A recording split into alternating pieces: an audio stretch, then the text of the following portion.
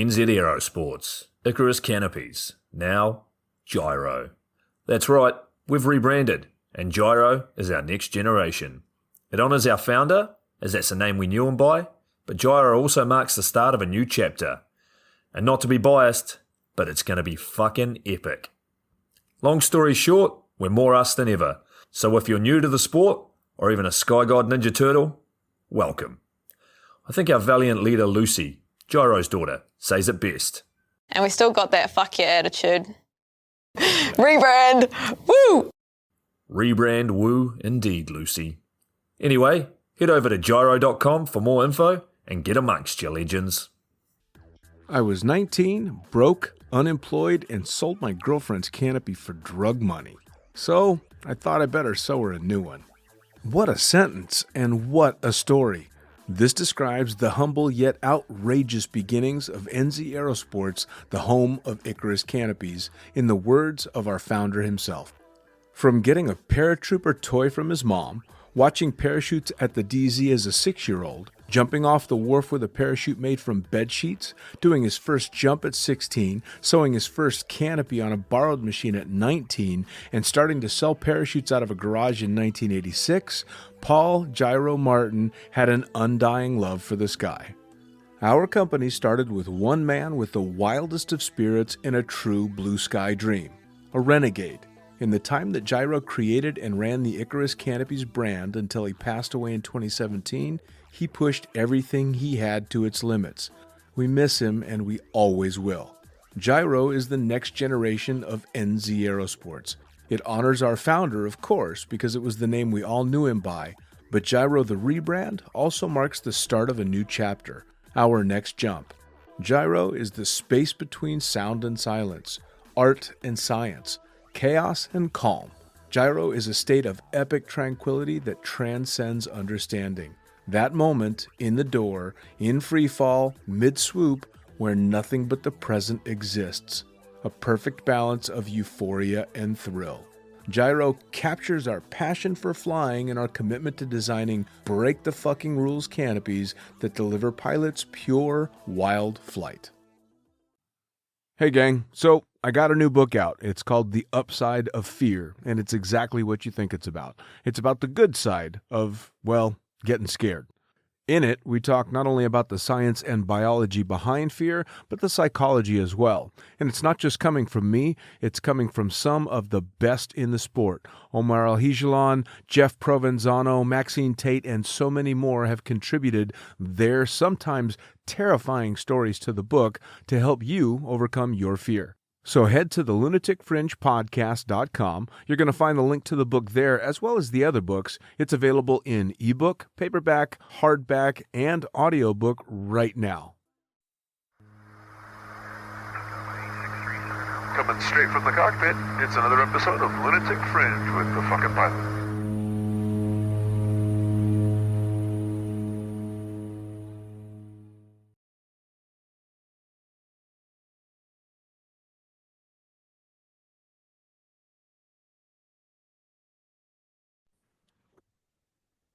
Ready, set, go! Back in the can for another edition of the Lunatic Fringe podcast. And this motherfucker right here, go ahead and say it. Who are you? I'm Ray Kubiak, and I love Ninja. teaching people how to fly. It's been a minute. We got to catch up not that long ago, but it's been a minute, and you've had a whole lot of shit going on between then and now. Yeah, yes, I have. Yes and no. There's room for more. You know? Well, yeah, well, and all kinds of shit's come down the pipe with, well, we'll get into it, but old shit's fading away, new shit's coming up, and all the racing kind of crap and stuff, so we got some ground to cover. Yeah. So, First off, for anybody stupid enough to not listen to the shows that Ray Kubiak has done on this podcast, who are you? Tell them how you got started in all this shit and what you're doing now. Well, I started at Flyaway, indoor skydiving in Vegas, which then became Vegas Indoor Skydiving, and we're going to be talking about that here. Yes, we are. 20-something years ago. I like to say over 20 years ago because it makes me feel better. Yeah. And then since then, I've just had a passion for it for flying and for leadership. And it's transitioned throughout the years. My why is I've been able to reinvent the why, and I feel like it's God or something divine that keeps me in this game. And I love it. And I'm this new opportunity with the race that we're going to be talking about as well. It's neat, man. so more than 20 years in, your life is rotated around putting on what are now skin tight fucking nut hugger suits and doing crazy shit in the air. But basically, you've been able to spend more than 20 years just being a kid. I mean, Yeah. if you just write down without saying, you work in a wind tunnel, if you just write down what you do for a living, no I'm a rash carny. yeah, no rational adult's Yeah. going to be like, "Oh yeah, that's a career you could Mm-mm. have your whole life." No, it's ridiculous. And you probably shouldn't, Um, I feel like I'm Peter Pan if Peter Pan was also a ninja, You're right. you know? Um, it's cool. It's niche, Yeah. but it's cool, you know? And just to know how niche it is, it's a bit elitist. I'll get into that a little, it's an expensive thing to get great at, Yep. but it's not too expensive to get to enjoy. And you take somebody from, very little age to a very old age and in between. That's neat, man. Sure. I turn this into a tunnel, selling the tunnel to people, but it's you know they said it best on the very first flyaway video that we had. Remember, it said, achieve the dream of human flight at Yep. Vegas indoor skydiving, I remember that. located at Convention Center Drive.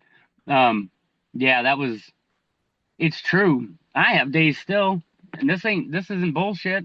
I'll be sitting, I'll come in and I'll just look at what's going on, and it could be a first time flyer in there, and it blows my mind. Like Sure. most days I look at it and it's just this is what we do for a living, right? But some days I'm looking at somebody hovering in a wind tunnel, and I'm like, this is fucking weird, dude. Yeah. Like, this is strange. This is strange, man. Like, this is who there are 7 billion people on the planet not doing this right now. Yeah. Yeah. You know, I heard that from a Down Under Dynamics. Mason Corby said, or a Duke said it on one of their competition platforms that they were running. And we'll talk about that too, because that's really neat. So we got a ton of shit to talk about. That's enough about me. Yeah. Get into Well, it. so obviously one of the things that we have to talk about, you and I worked together in Flyaway many, many moons ago, and Yeah. Flyaway Las Vegas has officially closed its doors, which has had everybody like you Vegas and indoor me. skydiving. Yeah, Yeah, Vegas man. indoor skydiving is what they closed under. So, Yeah, man. And it is no more. But what a fucking ride. And it's had me obviously reminiscing like a lot of people. I've gone back through a bunch of the old photos and stuff. Photos of us all standing there on the net working with students in fucking shorts that are wrapped up around our balls and fucking weight vests just to hold our shirt down and gloves because the air was so hot it was burning our fingernails. Loving yeah, no. fucking life, man. And I Yeah. never would have thought looking at those pictures what that shit was going to lead to. Yeah, I told my dad right before I got that job. He was like, "So what are you gonna do?" And I was like, "I don't know what I'm gonna do, but when I find out what I want to do, I promise, Dad, I'm not an idiot, and I'm gonna make the most out of it. I just want to find something that I want to do." Yeah. And he was supportive in that. He's like, "That's cool. If it can happen soon, that'd be awesome." And then the opportunity just, Tony got me the job, and like it just fell right into my lap, and I had no idea. But I How remember old? laying in the pads. You Huh? you were how I old? think I was like 19, maybe Fuck, man. 19. And I I just laying in the pads one day after work. They let us fly and they went home. I think it was either Gary or Rob Ogle went home, and Tony and I were just sitting there flying around, and I fell into the pads, and I was looking up and I thought, We're the only people in the world doing this right now. Yeah. And that's crazy. Like, Yeah. I remember thinking, that's crazy. Like, Well, that was the wildest part of it back then, right? Was because there was no iFly. There were no tunnels no, in every fucking city. There were two tunnels. no, There was Pigeon Forge in yeah, Vegas. That's it. yeah. You Well, know? and then there was Switzerland. Fort Bragg was open back then, I Yeah, but think. Bragg wasn't open to the general public, was it? No, no, no, Yeah, no. that was You, strictly yeah, military. yeah, yeah. There was no way you were getting in there. And then, yeah, the Switzerland tunnel. Remember the yellow and blue The padded one outdoor that one. they Yeah, were yeah. going. Yeah, they were going. By the time I was in the picture, and then there was other weird tunnels. France had one called the Twister. That was short lived. I was bummed I never got to fly in that thing. Um, yeah, there's a whole rich history that is outside of America, or I'm sorry, the United States. You start world traveling, you realize that it's pretty pompous to just call this place America because South America is America as well, like Yeah, North America, South America, for the U.S. Um, I want to broaden people's horizons to like what happened, what was happening in Europe during that same period of time because Sure. they were experimenting as well. Well, there was this great picture of the Switzerland Tunnel, and with stories that went along with it, and it was a guy flying on his belly quite high in the air. But for those that had never seen the Switzerland Tunnel, it was an outdoor tunnel, and if you get up high enough, you had to start playing around with the fact that some days it would be a little bit breezy. And this beautiful picture was of this guy clearly not over the fucking net, and he was flying that air column that was getting blown sideways, and I Yeah. remember looking at that going, that is the most fucked up looking picture I have ever seen. Right, it's crazy. Like you take a ping pong ball and you put it on a blow dryer, you can turn the blow dryer and the ping pong ball won't be over the hole anymore, but it will still be in the Yep. being held by the It, walls of the wind. in That's that pretty cool, huh? column. Yeah, man. I mean, Yeah. but you're right. So, Back then we were one of a very elite group of people that not only got to fly in the tunnel on a regular basis, but especially the staff that would have our staff flight at the end of the day. All the lights are off downstairs, and you're right. We would be the only fucking human beings on the planet flying in a tunnel when that was happening, which is something else. yeah. So I got an opportunity when I was at Abu Dhabi to hang out. Man, I was hanging out with Philip, who started on an open air tunnel. Um, and then there was Johnny, who was also open air tunnel, and um, dude, a whole bunch of dudes from Lafayette, like, and like those open air tunnels, and we were like the open air, like, and they're all the ninjas that are still doing it now, and they Yep. started like real similar backgrounds, and we have like real similar trick styles, and it was cool, man. I was Yeah. like, I found my people. Well, I'm I home. remember as shit was starting to take off in the wind tunnel stuff. I think the first iFly was getting built, or at least the first one that I knew about, and they were talking about wall to wall air. And all of us Right. were like, "Oh, that's That's insane. gonna be dangerous, You right? got to That's have the pads. There's no way that's going to be so stupid." Yeah, we were how do you fucking get wrong. people? How do you get people in there? Like, how do you expect them to get out? I remember having all these questions. Like, oh, that's going to be sketchy. Yeah, Could you imagine? we were Yeah, so I remember wrong. that. But Yeah, oh, so yeah, so 100%. you take me back to some of your fonder and maybe not fond memories of Flyaway. Like, what sticks out to you? Dude, what sticks out to me, like I was with Tim Best, right? And we had a long staff flight. Boss had went away. Boss was home, and we were abusing the privilege, and it was hot as hell in there. Like it was hot, like stupid hot, like probably 150 degrees. I Yep, don't know what that is in Celsius. So stupid hot. can you do the math? Yeah, it's stupid hot, right? And Tim and I were got this bright idea that we wanted to brand ourselves with the net. So we took our shirts off and we were trying to burn the net pattern into our body. Like I was trying it right here, right? I was like laying down and I was pushing it on there and it hurt, man. It burned. And to think like, yeah, it was pretty not sanitary. And yeah, it didn't really stick, but I really wish it would have. That would have been a cool brand. Like it would have turned, it would just look like a hashtag now. Like, Yeah. what is the hashtag for? Like, no, that's the net burn. Like, You know, burn myself on the net. if I had fucking thought about it, I would have, if I had known that the tunnel was getting shut down, I would have asked them to cut me a chunk of that net and send it Right. out to me. I would have loved to Yeah. have just had a fucking Framed chunk. it. Yeah, man, just had a chunk of that Yeah. net hanging up there because that started the whole thing for me. I mean, it was Robert Ogle was my first instructor and gave me the Hmm. what I'm sure now was a bullshit line, "You're a natural," because of course that just got me to spend more fucking money. And Oh, you were a customer. oh yeah, dude, I started out as a customer, man. I went out, Robert was my instructor. I was the only one in my class at the time because it was the middle of a fucking like Tuesday. And I ran across the street in the goddamn jumpsuit to the ATM machine to get more money so I could keep flying. Like Dude. I wasn't fucking around. And then I just ran out of money. I had to beg him for a job. I'm like, I'm broke and I need to keep coming here, so you gotta fucking hire me. Yeah. I remember Vic Papadotto Oh, yeah. was at the tunnel. It was on May 9th. He died on May 10th. Yep. This was on May 9th. I had found John Pinion had sent us. I'd been trying to fly on my head in the tunnel, I remember. just stalling it, stalling it, stalling it. Then I saw this video John Pinion sent to Foo Fighters, There Goes My Hero.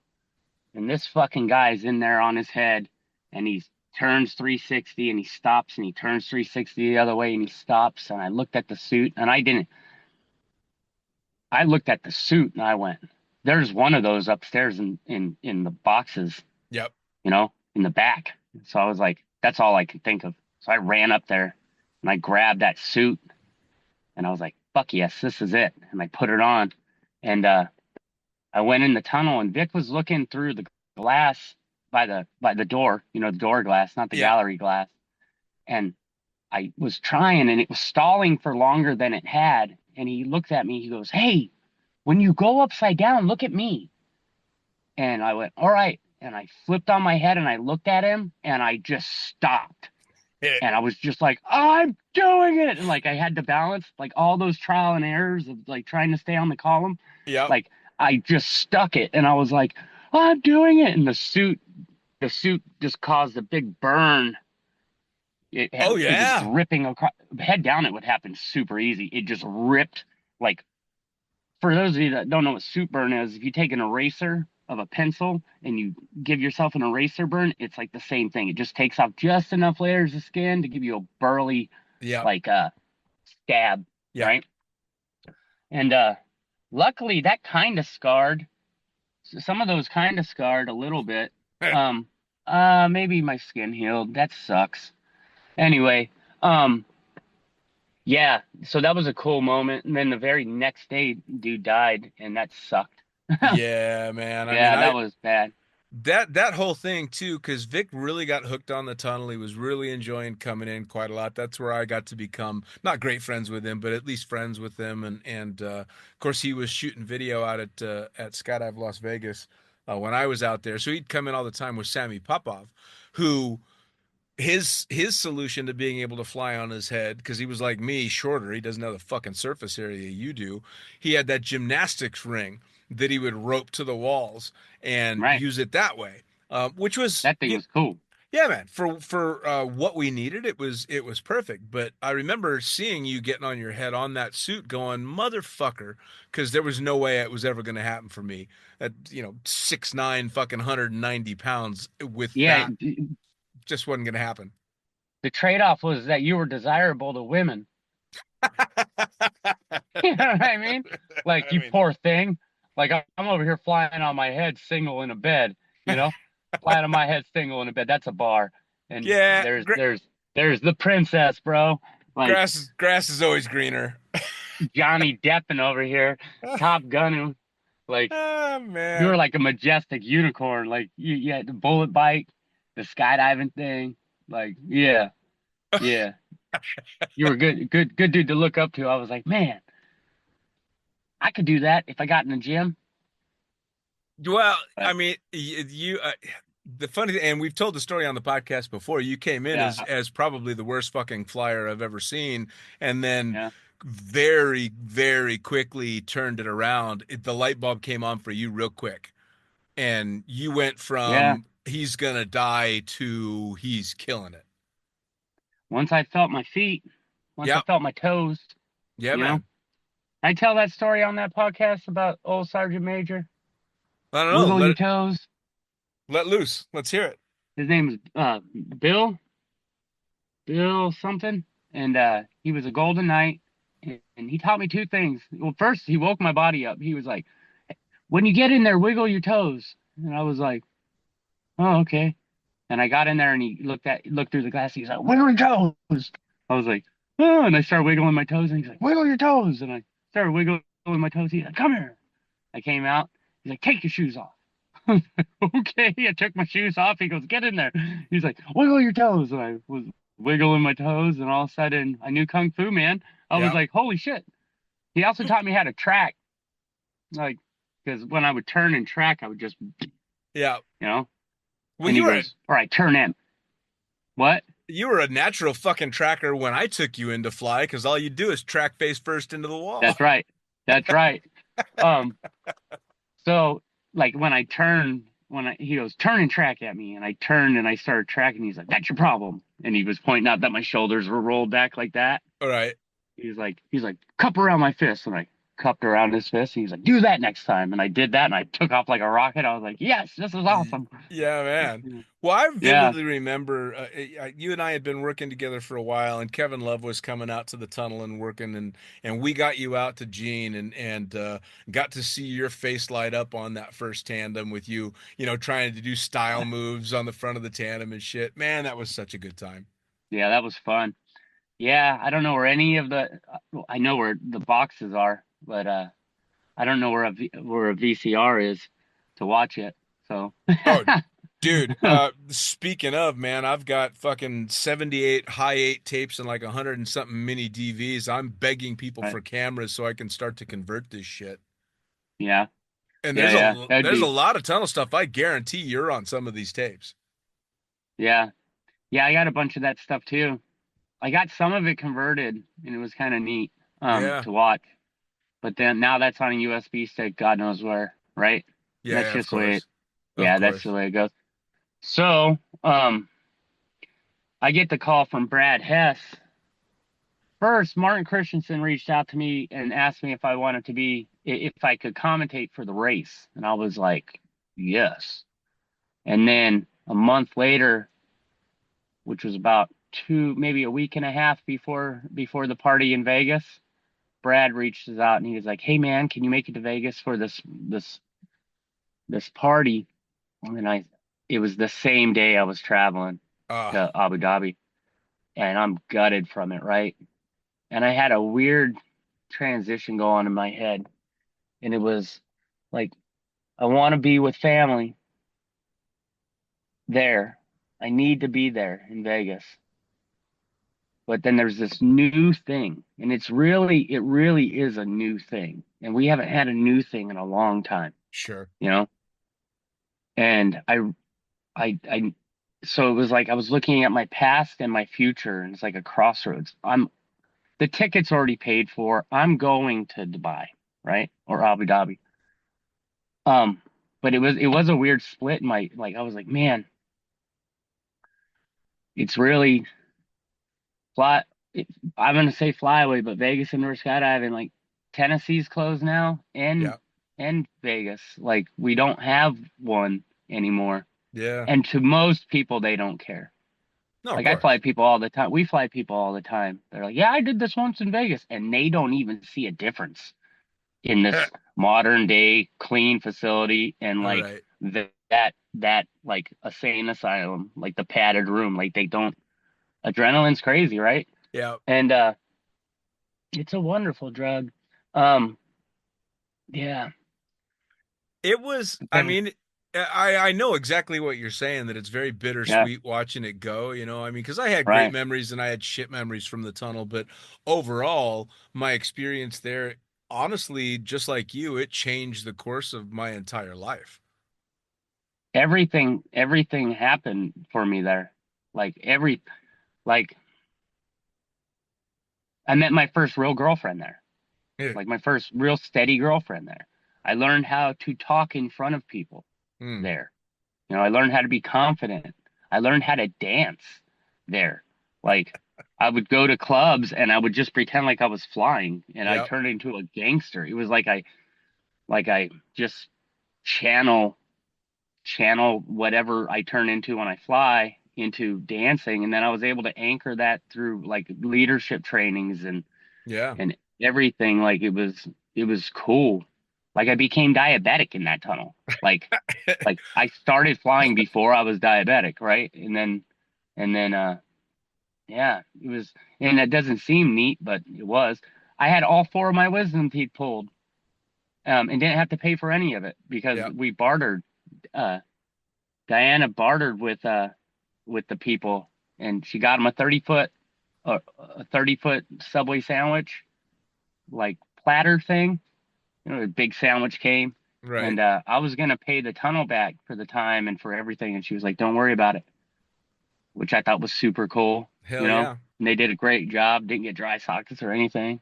Um, Well, and not my to mention, skydiving, my first skydives were a barter system, right? We'd fly Jake, and they'd get to come fly, and we got to do really deeply discounted um, skydives yeah. to get our licenses. So that was pretty cool.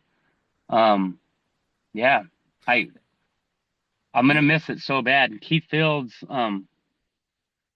kept that thing afloat for a while, like for probably a decade and a half longer than it stayed open. Like 15 years ago, there was rumors or Oh so that yeah. they was like, "Hey, we're gonna have to shut down," and then the land lease something. I don't know any of that story, but it never closed, and Yep. I just thought, wow.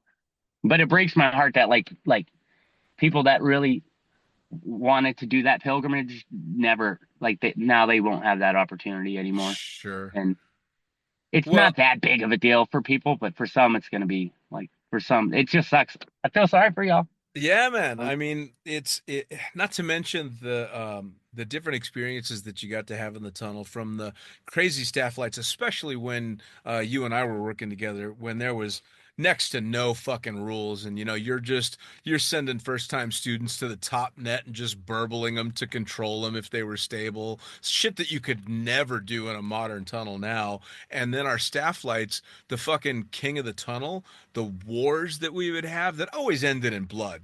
Somebody Yeah, always got fucking hurt. I mean, just yeah, dude. over the top, hardcore, such fun stuff. And then the Death people, spins, yeah, sending man. people into the wall. Oh, I Yeah. still, that's where I first fucked up my right shoulder. Your And knee? Oh, your my shoulder. shoulder. To this day, it's still fucked because of that death spin I did with Mary. I She mean, let go first. yeah, of course, and damn, Yeah, straight into the wall, and yeah, and then the people that would come through, right? Because the first time I had anybody of note come through was the Flyboys, who were our right, heroes when I started skydiving. And next thing you know, you've got Eli and Fritz and Mike in the tunnel, and they sucked. It was fucking fantastic. They were all over the place, but having a blast all right, the way up to like Dan Osmond, the rock climber that right. eventually died. He was a Yeah, badass when he came and flew with us, and such a yeah, sweetheart. I mean, all those yeah. people. Frank, what was Frank Gambelli? Frank, what was Frank's last Yeah, name? Yeah, he died. He died in Gambaldi. that base jump. They call it a base jump accident. He drowned, right? Like Yeah, because he he died in the Merced trying to get away from the he Rangers. was Yeah, he trying to get away flew, from the Rangers. and Frank was a fucking Landed. great guy as well. Yeah, Mike Vale came yeah, in to fly in the tunnel. All these fucking rock yeah. stars came through, and then Charles Bryan. and then superstars like literally a shitload of famous people started coming through the tunnel. Right. Like, wasn't it Uma Justin Thurman. Bieber? I don't know. I I know think Irma. Uma Thurman came in. Yeah, Ooh, yeah. No, she was like a homie of the tunnel, dog. Like she was like our homie, right? Like, and who else? Danny DeVito brought his family. Um, did yeah. he? I flew Did Ray. I flew Ray J. Flew Tony nice, Hawk. That was nice. cool. Obviously Travis Pastrana when he was young. Yeah, it was cool, man. Like, like it was a neat location, right? Yeah. Vegas. Yeah. But we'll see what's happening with that. This new thing, though, the new. Yeah, so Can I let's talk about let's climb? Let's talk let's about climb. let's talk about that because it's a really interesting time because you're transitioning from saying goodbye to, what started it all and literally hopping on a plane to go to the most ridiculous fucking tunnel on the planet. Was that your first time there? Man, have you flown in that thing? Yeah, it's stupid. It's it's heaven. It's the scariest place and heaven at the same time. Like, so Waz was supposed to be my co-host, but he had some hiccups getting on his flight and missed it, and he was unable to join me to be my co-host, which sucked. But it was kind of a blessing in a way because neither one of us would have been able to pronounce any of those guys' names, but Right. and women's like people's names, right? It would have been impossible. Like that's why it was nice to have Philip. He was going to race, but he's the creator of the thing, Right. and he probably would have won because he's so fast. But he did a solid and was my co-host and was able to, and he knows all these people. I just met. It was 40 competitors from 21 different countries. But Waz had a statistic that I spit out a bunch during the live, and it was a normal 14-foot tunnel has 7,000 square feet of workable space. So I'd Right. like to call it the playground, right? 7,000 square feet of playground. Climb has 70,000 square feet of flyable space. It's insane. It's crazy, right? So I get in there. I don't know I'm gonna fly. And Philip's like, yo, put your stuff on. I was like, the competitors are warming up. Let them have the time. He's like, put your shit on. And I was like, all right, man. Put my suit on, and there's only 2 minutes left. He kicks everybody out of the tunnel so that I can go in there and fly, right? And I'm a little sheepish. It's like at 90, 95 or 98%. It's hauling ass, it's doing this thing, and I'm like, I'm just gonna get in there and do some outface carving. So I start outfacing, and it's like my body's wanting to turn away from the wall the whole time. So I'm really having to just like and get like to stay on the wall, and I'm hauling ass, or I feel like I'm hauling ass. I'm like, this is cool as shit. And then I stalled back longer than I've stalled back in a tunnel ever. And I stopped. I was in the middle of the tunnel, and I thought, whoa, this is crazy. I had seen footage of his name is eluding me right now, and I'm going to kick myself for this. Um, Whatever. I saw footage before I got there of this dude James Rogers, who's wearing the meta glasses, and this other dude had flown up to the corner, way up into the turning lane, like up here, and then shoots down at an angle like this, and then goes to his back and then starts to carve, right? And for some dumb reason, I said, I'm doing that. So I shot up to like 110 feet or something, or however high it is, 33 meters. I shot all the way up to the top. I do a huge layout. I get up there, boom, and I'm coming down at the angle. And then I do the transition. I'm like, nailed it, right? Yeah, I nailed it, all right. I had so much speed and thought I knew where the net was. Started to try to carve, and my head hit the net, and my net goes. Oh. I'm in there for 30 seconds, and I think I just broke my neck. So then I go up in the middle of the tunnel, and I'm like, I'm okay. And I think I did a flip twist or something at that point to be like, I'm good. And then was like, I should probably just get out. So then I went to go get out, and Phil's pushing me in the tunnel, like, go, go, go. I'm going to follow you. And I was like, I'm not full of confidence right now. So he starts following me, and I feel like a snail on a cold day, bro. I'm like not moving. I'm like, and he's a rocket, and Right. he's up my ass, and I'm like, I gotta turn it up. I gotta turn it up. So then I go do a layout, and I'm shooting across the tunnel, and I put on the afterburners because I was like, I gotta go. Just be confident, go. And I went and I smashed my left testicle right on the wall super hard. dude, super, super, super hard. Like really hard. Right. Like if I touch it right now, it's probably still tender. Like I smash the wall and I come down and I continue flying or whatever. I'm a professional. I know how to hit the wall. But I got out and in a minute and a half, I almost broke my neck and smashed my testicle on the wall. And I thought, man, I don't know how to fly. I don't know how to fly anymore. Right. Like it totally the legend, right? Like I got all Right. these people that remember the Eloy crew videos and stuff. They're like, "Oh, you're a legend," blah blah blah blah. It's like, yeah, legend, legend. Like that's crazy. Like that is wild. I'm watching people that with like 4 years of experience, 3 years of experience, race around pylons. Like what? Yeah. James Rogers was super. Like I sat on that for a couple days. Like I didn't get back in there for a couple days because we were setting up our live stream and all that stuff.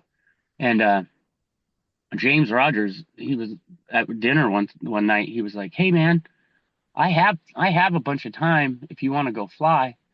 I was like, "No man, I don't really feel like getting in there with y'all and flying. I need to get in there like and just have my process and plug in the parameters of this building."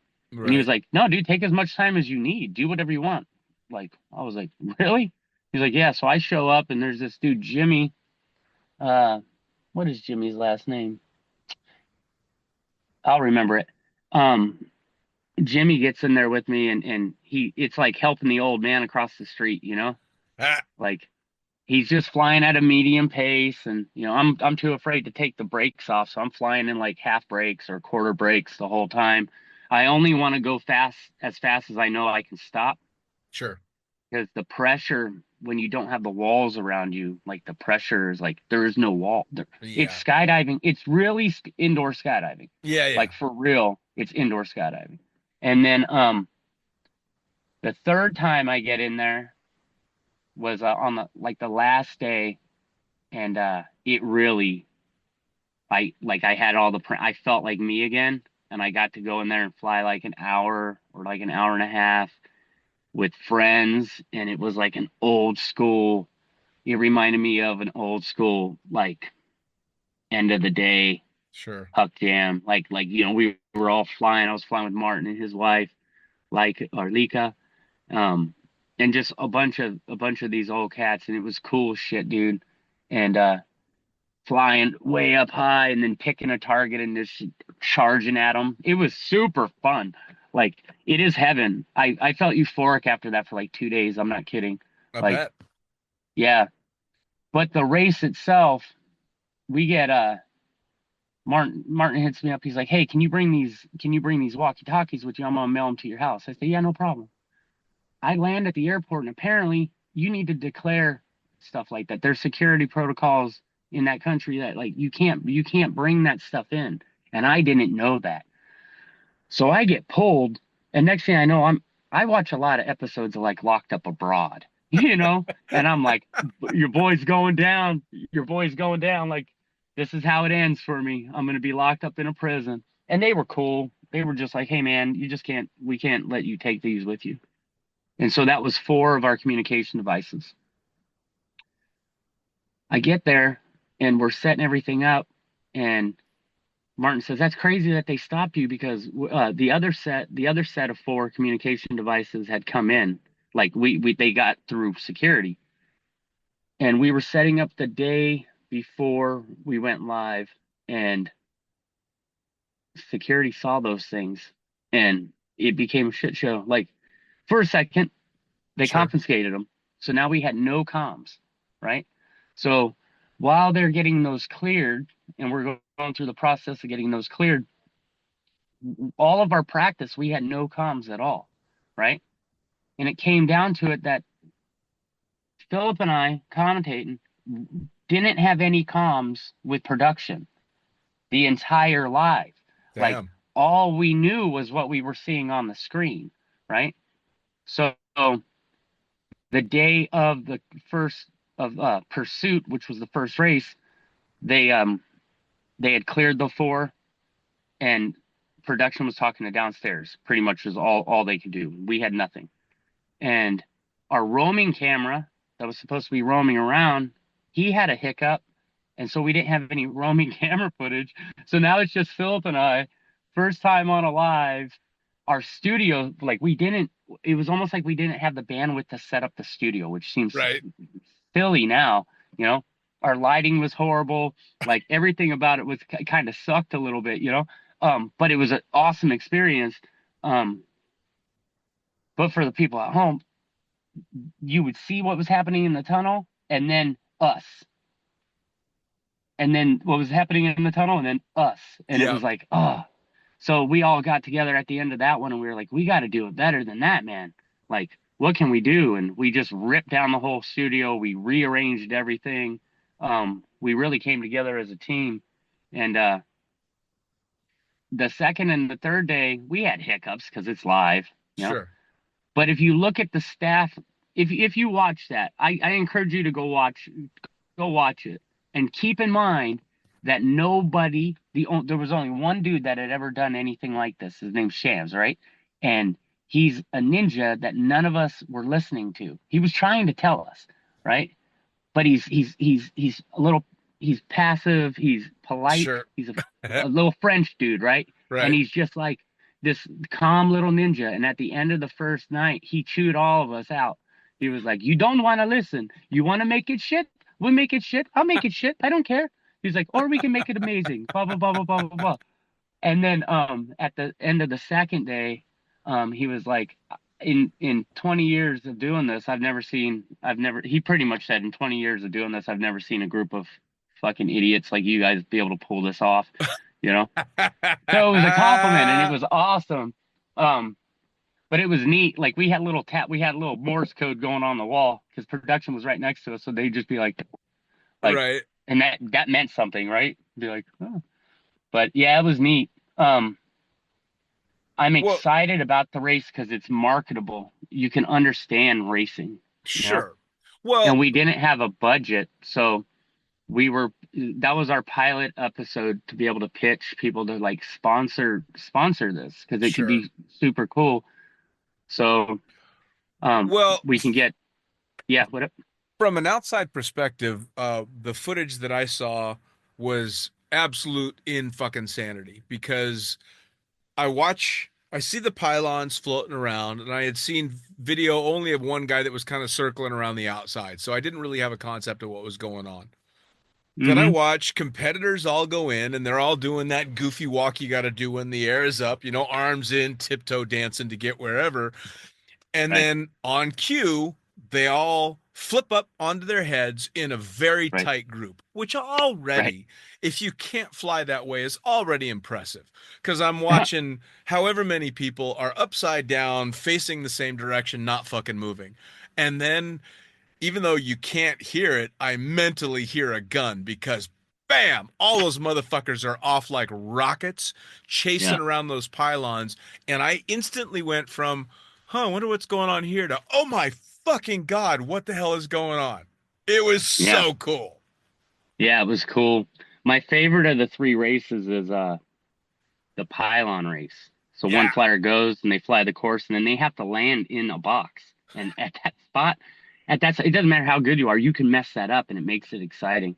Yeah. So in the future, it would be nice if they had to do, like, if it was more like an endurance run where each flyer on the team went 3 times. You know, like Sure. you do it, you land, and then the next person has to do it and land, and then Right. you have to reset and do it again and land, and you just keep rotating until you've done it. You know, each person's flown 3, so it's a 6-lap race, which gives you 12 opportunities between the two teams Right. for people to screw that up. Right. Like, because if they bobble it, they're disqualified. You get a red flag, and the other team wins. Like, if you mess that up, that landing, then like you're out. Like, there's no. And what was nice about the pace, we wanted to have a fast-paced, moving competition, Right. so it wasn't boring for the folks at home. And I think we accomplished that for the most part. We were messing around with camera angles, getting a little ambitious with the camera angles, but learning a lot, you know. And the chat was telling us, hey, stop switching the cameras. And some of that we were able to translate straight away, but that's for future That's for the future ones. They're Sure. only going to get better. They're only going to get better and more entertaining to watch from here.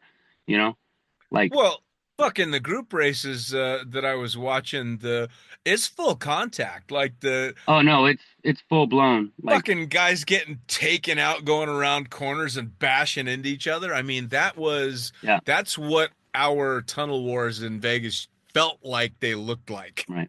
right?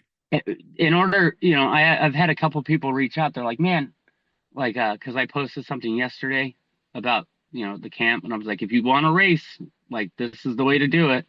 And then somebody reached out to me. They were like, um, yo, I want to do that. And I was like, word, yeah, you got to go do one of these camps before you race. Like, you got to go. And the camp is run by Martin and Philip. And what they do is, you learn how to overtake, and you learn how to be submissive. You have to know how to be overtaken and know when to overtake. Yeah. Because the green pylons, we were calling that the Kraken. That's right in the chicane, and it will bring you down to Davy Jones' locker, son. Like, people get stuck in there, and they're like, and they get shot out the top. I saw some of the world's best flyers get detonated on the wall. Like, it is. So when they come around the chicane, how do I set this up so that you can see it? Okay, so let's say they come around the chicane, right? And there's a pylon right here, right?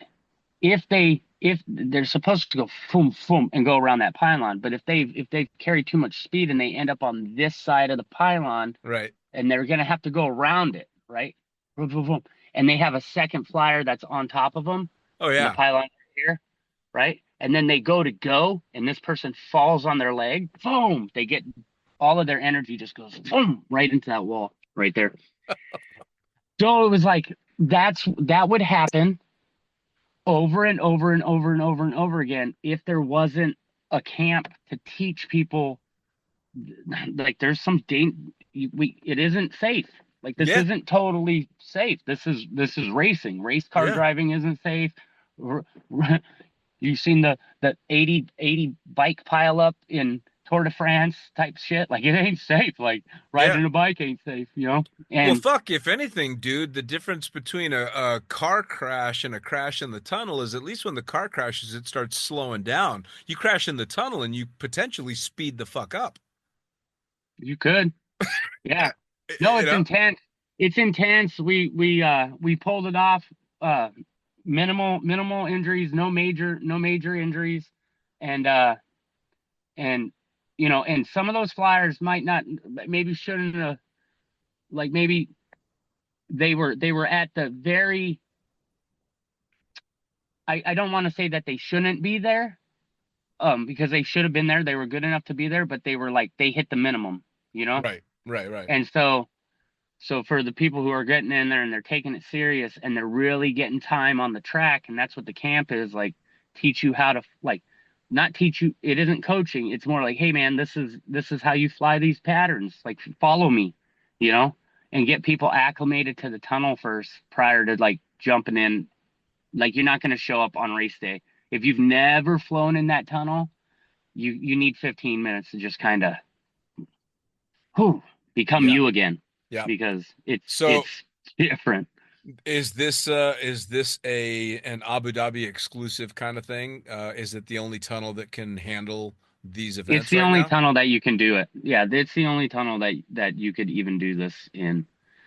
The other competition format that I'm excited about is Mason Corby. He brought the footage from in the cockpit. He wore the meta goggles. Yep. And next year we're gonna figure out how to, not every race, but, like, how they do at NASCAR where they have the in the cockpit. Yeah. That shot is so good. And he posted a video. That was neat. He posted a video, and I got the message that, because I told him, hey dude, I'll share your stuff on socials. Like send it to me. I'm excited about what you got going on. And he posted a video, and I get a ding on my phone, and I watched the video. I was like, oh, that's awesome, right? And we start driving to Dubai, hour and a half away, right? Or whatever it is. By the time we get to the airport, it's at like 90,000 views. I'm like, that's dope. Before we get on the airplane, it's like 190, almost 200,000 views. We fly for 8 hours. I can't figure out the Wi-Fi on the plane. We land. Um, it's got like 500,000 views, or no, it had 777,000 views. I was like, this is awesome. And then by the time I get to America, it's got 1 million views. I was like, dude, that's dope. Right. So that's definitely going to be part of the next one. Like, we're not every race, but we will have in the cockpit. Like, we're going to get in the cockpit and you can hear his commentary, and it's loud, but it is in NASCAR too, and it's funny. He says funny shit. Go visit his page, Down Under Dynamics, on Instagram. He's got some really funny videos of him mic'd up during skydives with the meta goggles on, and like, he's funny. Nice. Like on this one, he's tracking, and he fly, like, he's in a group that they're all at the angle, and he goes, fuck with him, boom, and he bumps him, and he goes, fuck with him, and he kicks him with, like, he kicks another dude's rig with his foot, and then they're all sitting there flying, and then the leader flips around to face him, right, and he acts like he got jump scared. He's like, oh. It's just fun. It's just funny, man. Like, he's got good shit. Anyway, he's got this thing called Body Pilots Championships, right? So BBC, kind of like UFC, but it's BBC, and he set it up like a fight card. So I don't know who's setting up the matches. I don't know if people are calling each other out in Australia because they're all nuts, right? But he's like, hey, dude, you get, let's say, flyer A and flyer B, right? And for non-title matches, it's 1.5 minutes, 3.5 minute rounds where they follow each other in dynamic lines while doing tricks, while they're doing tricks, right? And if you get the other person to get a penalty, you get a point. A penalty would be like, if I go up here and I throw a cartwheel, and then you go up here and you don't throw that cartwheel, then you get a penalty, right? And what they did for separation, which is brilliant, is there's a line at the bottom and there's a line at the top, right? And this is the middle tunnel where you have to fly, right? Anytime the first flyer is going down, the second flyer has to go down below that line, right?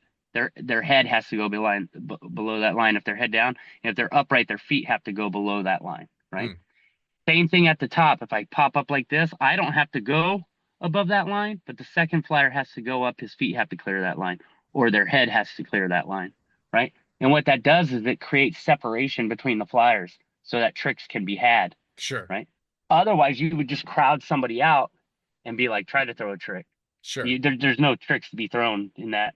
And if somebody could throw a trick, you're not going to be able to follow it because you don't have enough time to see what they did. Sure. You don't have that half second. So that's going to be fun. I see that being like sustainment throughout the year, because he's going to be posting that stuff, and I'm going to be watching every single one of them because it's awesome. The episode 4 that I watched, Dukes, was Dukes? Yeah. I never really met the dude in real life, but I feel like I know him my whole life, right? Right. Watching the Shovels videos back when I was a kid, and just like, they'd be on the edge of a cliff, no landing in sight, dude. Nothing but trees. Yep. They're sending it. They know that there's no landing here. They're sending it. They're like, dude, these guys are built different. So that's exciting. So, and win games just happened. So a lot of stuff going on. Yeah, man. Win games. The race happened last week. Win games happened the last 3 days. Next week is the Body Pilots Championships, and they have a couple title fights. A title fight is 3-minute rounds. Oh, I believe. Yeah. So they take turns. I don't know when they switch leaders. I don't know what indicates that. I'll figure it out. But it's cool. It's something to get behind, yeah. Something to watch and be excited about. And they're doing a bang up job. Well, it sounds to me like it's, especially if you're landing to, 1 million fucking views of that clip, it's obviously getting out there. It's engaging people as well, and I mean, Right. I hate to say it, but the big metric these days, outside of, the people that think it's cool, is what's the engagement on social media, which, by the way, that reminds me, I believe you said pre-podcast you had a bit of a rant about social media. Yeah, man. Like, I've really been enjoying it. Like I like posting little rants here and there, but what I do is I don't really care about like the likes or the views as much. I'm looking at like where in the bubble where it says followers and non-followers. Oh yeah. And anytime I have a video that's going like more non-followers than followers, I start getting real nervous because like i- if I could pick a number to max out at, it would probably be 30,000 would be like the number of, I don't like to say followers because that's crap. Like people that are entertained by the thing, right? Sure. I don't know what you call them. Regular Friends? viewers. Regular viewers. Yeah, that's perfect. 30,000 regular viewers would be pretty dope because I'm staying within the skydiving bubble. I don't want to get outside the bubble. Right. This face isn't made to get tore up by the internet, man. Like, I don't want that. I don't want to go viral. I hate people's comments, like that don't know what the heck they're talking about. Like, Right. if I wanted to hear people talk about what they didn't want, like, that's why I posted to Facebook. Right. Because those are all the people I went to high school with or friends and family. Like, I get the funniest comments on Facebook, but these are people I know. And it's Yeah. like, yeah, give me shit. It's funny, you know? And then on Instagram, it's like, so it's hard, like, because you want it to grow, but not too much. Yeah. Like, Yeah. you want it to grow, but not incredible. Like, and I'm finding a voice in a. I like delivering the messages of what we got going on. You know? Sure. And I realize that not everybody's got a wind tunnel that they get to go play in every day. Sure. You know. Well, I just enjoy the rants that you put out and the commentary that you give, and because it's very much you. I've known you for fucking way too goddamn long. So when I see these Right. videos, it's just fucking Ray talking to me. But Right. he's saying cool shit that I know is going to resonate with other people, which is Right. really cool. Or ruffle them. Or ruffle them a little bit, but Or I ruffle 'em mean a little bit. that's part of the fun too, right? Yeah. I Yeah. mean, that's the thing. I'm lucky with this is I get to do these and have these great conversations and put them out there. And I enjoy seeing the numbers and the downloads that the podcast gets, but I'm fucking lazy on social media for the same reason. I don't want it to blow up. Like, you don't see me, Right. You'll hear me in these, but I'm not putting my picture out there. I'm not showing all the whatever cool shit that I think I've done, because nobody wants to see that shit. And I don't want to get so wrapped up in that it. I mean, we both know it. Shit can take over. Right. I don't want to do that. Yeah, and it's scary to think about. The scary part about that is, like, let's say you wake up tomorrow and one of your videos, for God whatever reason, goes mega viral. Yeah. Right. And now 1 million plus 2 million people or more have access to you. You know, they know where you work, they know where you are, they Yeah. know what you know, and so now you're semi-famous, but you don't have famous people money. Like, you're Yeah. semi-famous, but you don't have semi-famous like security. Yeah, You know, nothing. and people are weird. Yeah. People are strange. Like, they're odd. Like, Yeah. oh, they might want to, like, you might end up in a well somewhere putting lotion on your skin. All right. You know, Well, like, and you also you're gonna get the hose again. you Nobody's never got know what's gonna take off either. I mean, Right. I've had one video that took off to some degree, and it was literally just me sitting on the floor of an otter doing a hop and pop, and I rolled out the door in just a ball and tumbled like nothing. It was the stupidest Yeah. video. Just Did he shot. died? Yeah, exactly. It was we didn't see that parachute open, but I mean, that goes out there, and I see somebody's reposted it, and the reposting has like 150,000 views, and I'm like, Right. ain't that some shit? Because for a skydiver, that's just all right, dude, just got lazy rolled out of the plane for a hop and pop, but Yeah. and you just never know. Right. And yeah, you see, that one I posted that went viral, that why you want to sit fly so bad. I videoed it, and then I went into the control room and I said, hey, let me talk to you when you get done. He said, all right. He gets done, and I show him the footage. I was like, yo, should I post this? And he was like, hey, that's kind of funny, and that's all it took. I was like, oh, you thought it was funny? So I posted it, right? And then that blew up a little bit. It blew up perfect amount. But that was the perfect amount. Yeah. Because it Yeah. didn't get outside the bubble. It Yeah. didn't go to the stratosphere. And I didn't want it to go to the stratosphere because most people don't have a clue what the hell you're talking about. Right. You know? Right. It's like, Well, I was gonna say that was the thing with my one fucking video is my posting didn't go crazy. It was the reposting that went crazy, and I was fucking Right. just fine with that. Yeah. Yeah, I'm that's like, cool. It counts for you though, right? Like you can see that. yeah, absolutely. Yeah. Because I was tagged in it, so as the creator, Right. I was added and all that shit, which is great. But Right. Yeah, I like it. yeah. I enjoy it. And then that launched a little series of like, I kind of wanted to help the people that are just starting off, maybe Yeah. help coaches kind of understand. I don't know. I feel like I have a pretty unique role. I'm an observer, and I've been in the service of this community for so long that I don't know how to be the Red Bull athlete. You know what I mean? Like I don't know how to be that dude. Like that's not my role. My role is service. I'm just Yeah. in the service of Man, I'll tell like you my what, staff, and I love it. I'm still bound and determined to get you fucking running a podcast, or at least I'm gonna start hounding you I to host started. I mine just don't. more. Yeah, I just need space. I need a space. I need to find a quiet You're in it. space. I have. Yeah, my car. Yeah. Should I just do it from my car? Fuck yeah. The fuck do you need a space for? Dude, you have any idea how much time, energy, and money I put into building this studio, and it does not sound that much better than your fucking car. Yeah, but it looks cool. Oh, it looks cool. Yeah. Yeah, and earlier in the podcast when you were talking about Sammy and Vic Papadotto, and I was looking over here, my damn neighbor was blowing all of his leaves right here, and I was worried that it was going to come through the audio.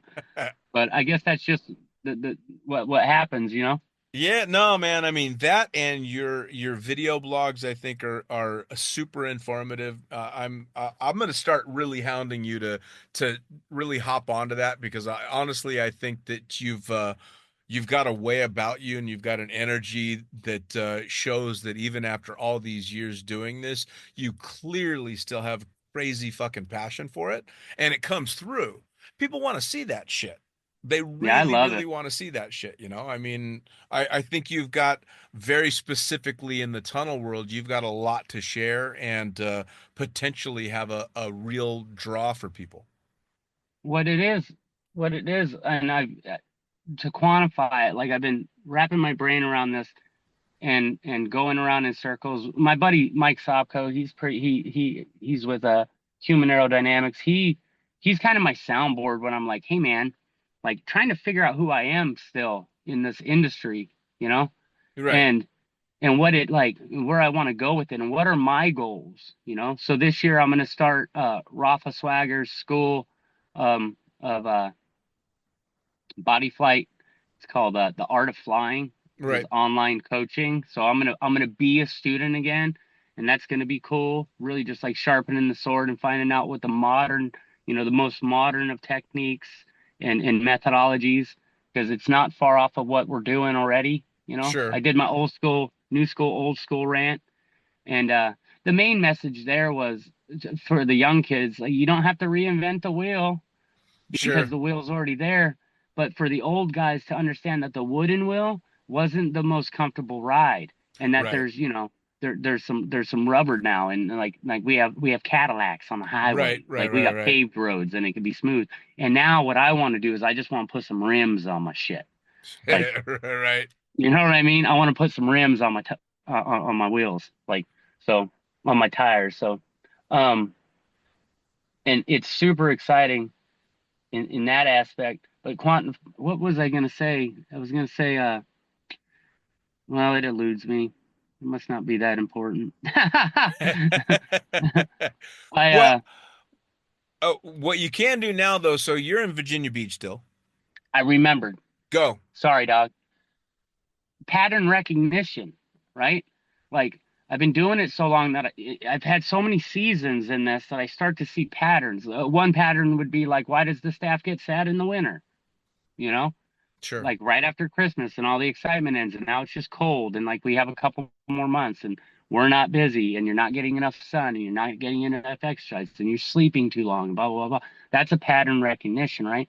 But I can see that through the industry, because I view it through a lens of solution finding, not problem pointing. Like, I'm not pointing out a problem, I'm thinking of solutions. Like, yes, we have this problem.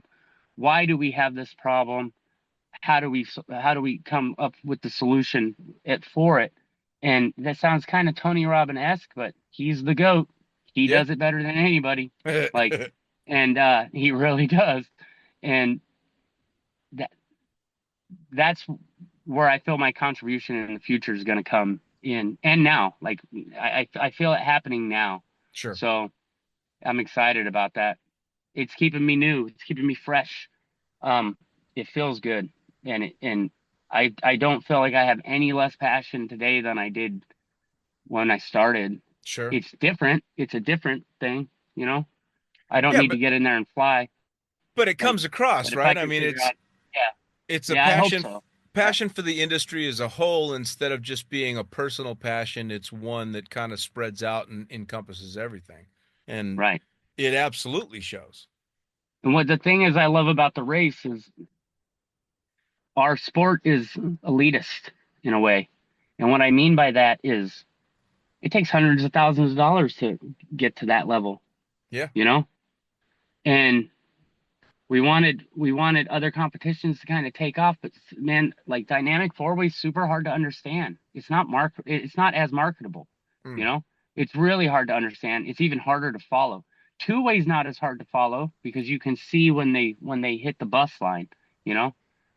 Solo speed, that's amazing. That's super fun to watch. Yeah. Right? Because you know what fast is, and when you only have to focus on one person is awesome. I believe that's a marketable discipline. The race is marketable because everybody understands racing. Like, you know, who crosses the finish line. Now there's things that we have to do, like identify, like, so it comes across better on the live, is really showing where that finish line is or that starting line is, you know, and that will come with a budget. The elitism comes from, like, if you look at people who race 10-speed bicycles, you know, street bikes, that's a $10,000 bike. Yeah. You know, the helmet they're wearing is $300 helmet or $600 helmet. Yeah. $200 pair of gloves that you can get at Walmart for $39. You know, it should be elitist. It is elitist. Like, not everybody can do it, and it's cool to have something out there on the horizon for these new flyers that are learning. Like, why make the investment? Well, because it can become something. Sure. So it's not there yet, but this is the first time in all my years of doing this that I'm actually excited. When they teased us with the X Games, I wasn't excited. You know, when they teased us with the Olympics, I wasn't excited. Right? I'm excited about this. I feel like this could become something awesome. Well, Could you imagine watching this from home and everybody's got a tracker in their helmet, and as they change positions and it's longer laps, you know, it's not just 5 laps, it's a longer lap. And as they change positions, their name on the board changes. Sure. You know, that would be kind of cool. Everybody's in different jumpsuits, their names on them, you know, sponsored by Ferrari or sponsored by whatever. Right. Whatever else goes fast, you know. Obviously there'll be Red Bull. We already have a Red Bull athlete. Maya, she was in the race. Her and Rafa won the relay race, the funnest one. Funnest. I just learned that that's not a word. The most is fun. Funnest a word? Funnest might, yeah. Funner. Funner is not a word. I'm like, bitch, it is a word. You understand what I'm saying when I say it. Like, it's funner. They're like, what's funner? I'm like, you know what I'm saying, dude. Like, I'm sorry, more fun. It's a Rayism. It's an everybodyism. It's a good word.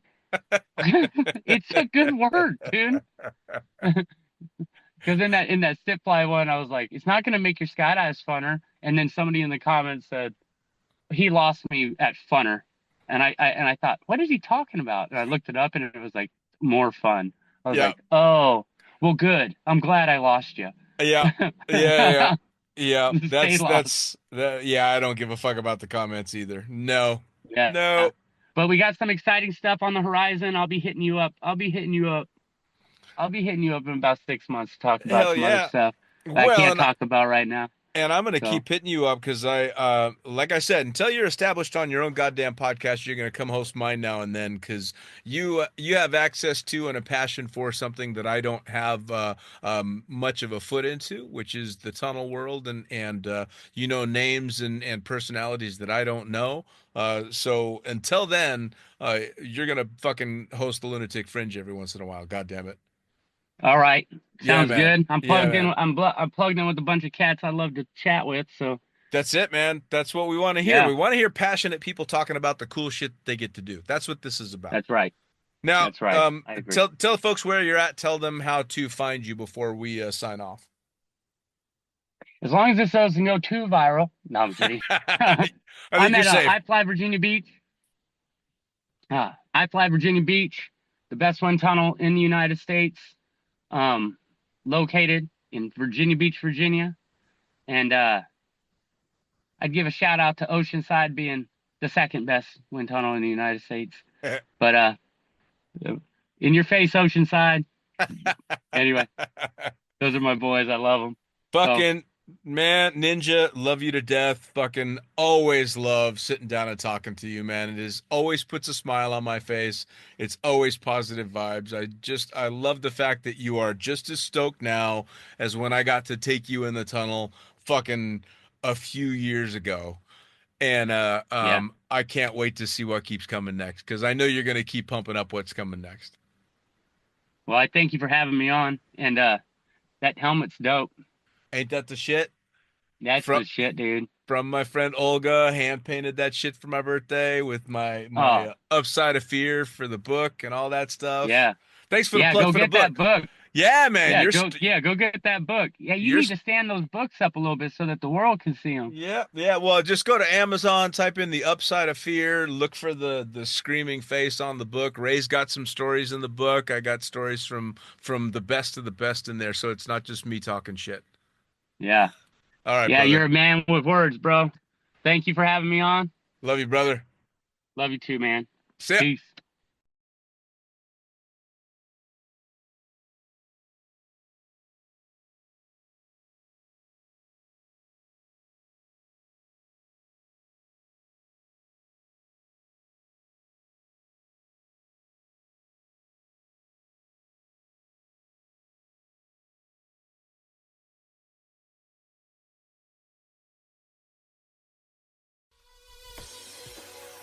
Well, there you have it. Another episode of the Lunatic Fringe podcast brought to you as always by, well, wait, not as always, actually. Brought to you now by Gyro.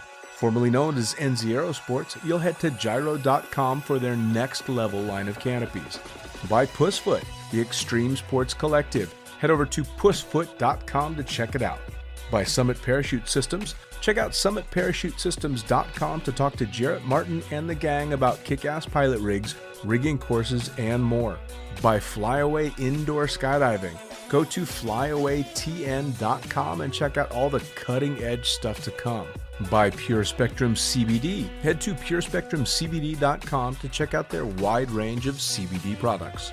And as for us, head to the lunaticfringepodcast.com to listen to any of the hundreds of episodes currently available, hit the link for our YouTube channel, pick up your copy of the Lunatic Fringe book or The Accidental Stripper, and get a sneak peek at upcoming guests. Once again, thanks for listening.